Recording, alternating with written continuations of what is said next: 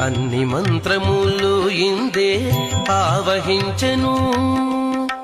వెన్నతో నాకు గలిగే వెంకటేశు మంత్రము అన్ని మంత్రములు ఇందే ఆవహించెను. వెన్నతో నాకు గలిగే వెంకటేశు మంత్రము అన్ని మంత్రములు ఇందే ఆవహించెను. అన్ని మంత్రములు ఇందే ఆవహించెను.